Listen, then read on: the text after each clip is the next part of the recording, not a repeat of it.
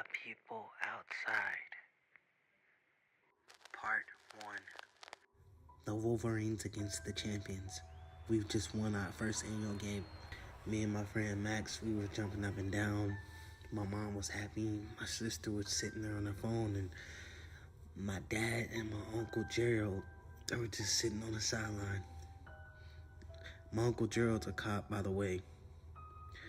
So after that, we all huddled in the car and we went to go get some ice cream at our small town joint called Pixie's Ice Cream.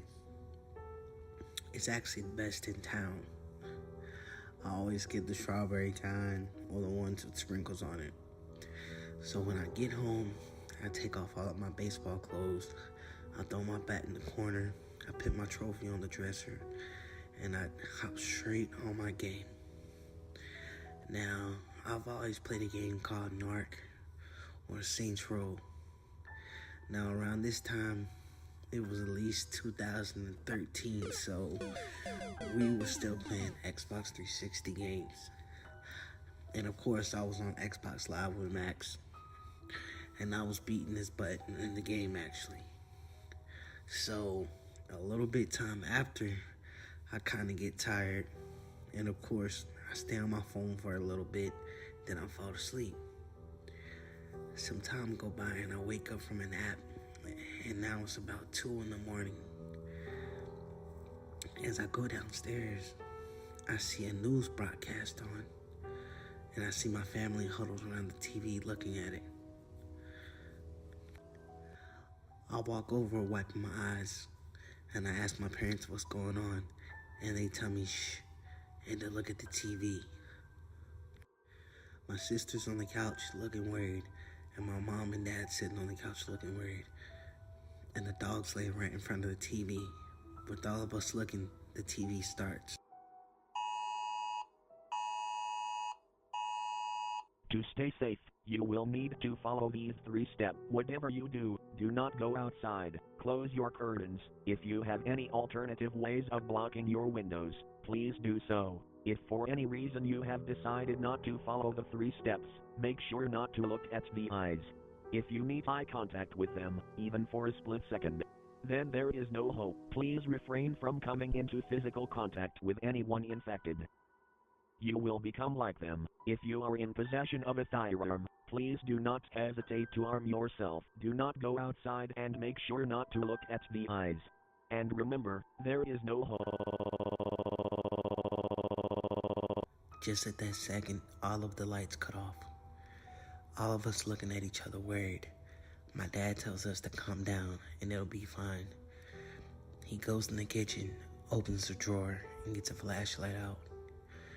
He taps it a few times and it cuts on. He comes back in the living room and he comes back and says, Amy, lock the door. Make sure all the windows are shut. I don't know what's going on, but if it's on the news and it's an emergency broadcast, then it's serious.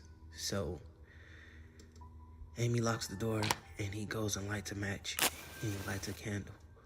With all of us sitting in the living room, now in the dark house, now not knowing what's going on, my dad gets a call, and it's from his brother Gerald. He answers, "Hey, what are you doing? Are you and the kids safe?" He says, "Gerald, the lights just went out. I don't know what's going on." And Gerald says, "I'm on my way. Something's going," and then the phone goes dead. My dad now looking over and worried. He hears a knock on the door, and someone says, "Hello, it's your neighbor, Jimmy. Can you open the door? I want to know if everything's okay over there." My mom reminded my dad that Gerald gave him a gun a while back for his birthday, so my dad goes up to the drawer and gets it. Now when he runs back downstairs, the knocks get worse, and he says, open the door now." We hear a shotgun blast. With our neighbor now dead, we look through the window and see our Uncle Gerald holding the shotgun. He rushes past us, shutting the door, putting the deadbolt on. He sits us down and let us know that something's going on, and he's about to explain what's going on We hear something upstairs, like glass breaking.